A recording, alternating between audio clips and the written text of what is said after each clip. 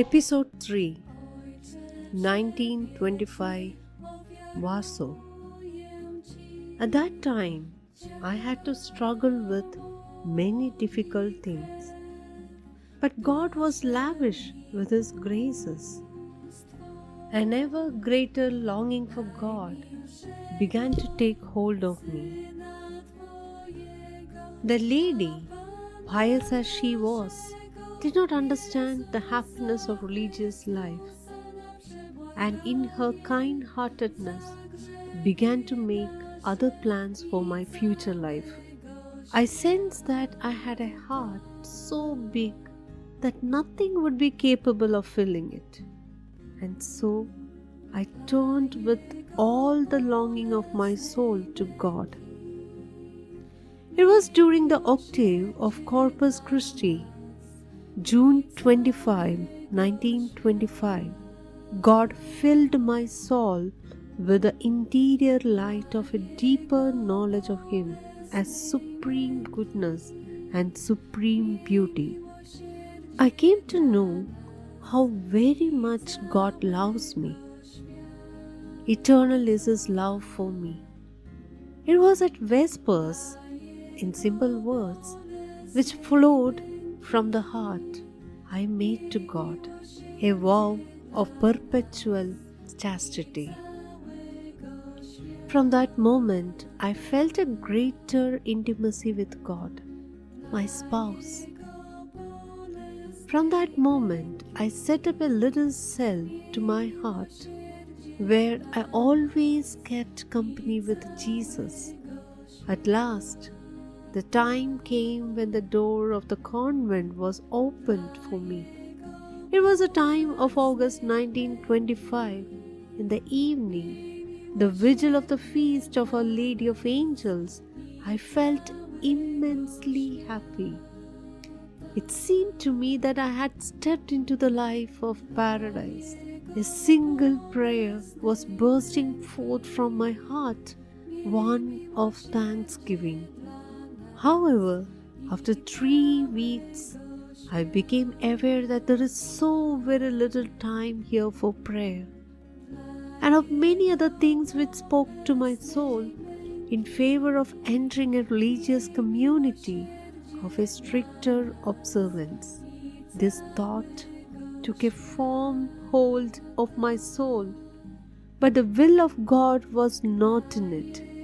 Still, the thought, or rather temptation, was growing stronger and stronger to the point where I decided one day to announce my departure to Mother Superior and definitely to leave the convent. But God arranged the circumstances in such a way that I could not meet the Mother Superior. I stepped into the little chapel before going to bed, and I asked Jesus for light in this matter. But I received nothing in my soul except a strange unrest which I did not understand. But in spite of everything, I made up my mind to approach Mother Superior the next morning right after the Mass and tell her of my decision. I came to my cell. The sisters were already in bed. The lights were out. I entered the cell full of anguish and discontent. I did not know what to do with myself. I threw myself headlong on the ground and began to pray fervently that I might come to know the will of God. There is silence everywhere, as in the tabernacle. All the sisters are resting like white hosts enclosed in Jesus' chalice. It is only from my cell that God can hear the mourning of His soul.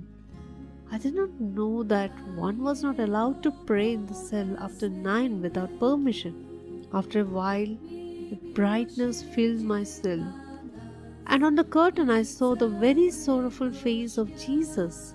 There were open wounds on His face, and large tears were falling on my bedspread. Not knowing what all this meant, I asked Jesus, "Jesus, who has hurt you so?" And Jesus said to me, "It is you who will cause me this pain if you leave this convent. It is to this place that I called you and nowhere else, and I have prepared many graces for you." I begged pardon of Jesus and immediately changed my decision. The next day was confession day. I related all that had taken place in my soul and answered, "God's will is clear that I am to remain in this congregation and that I am not even to think of another religious order."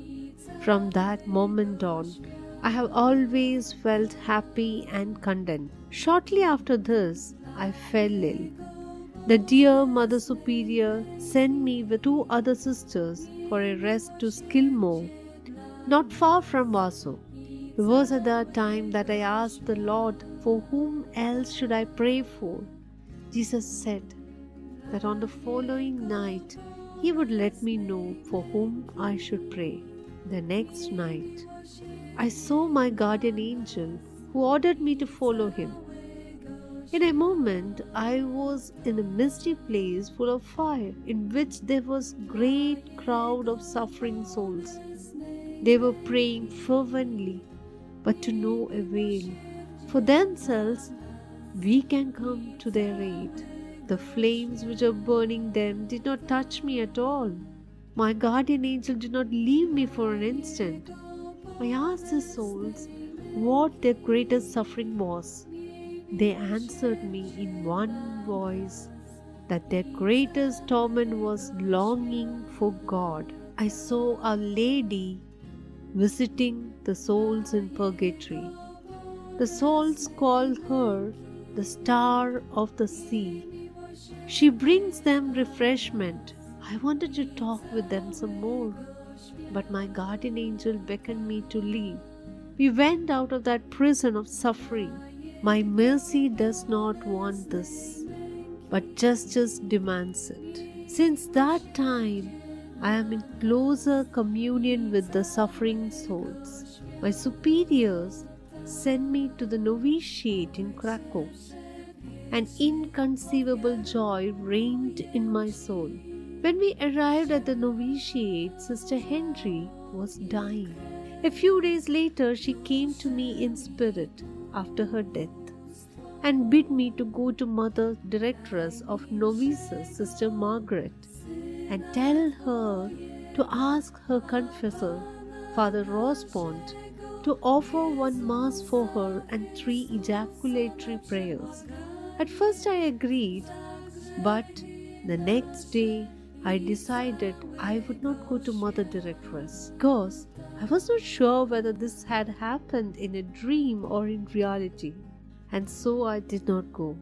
The following night, the same was repeated more clearly. I had no more doubt.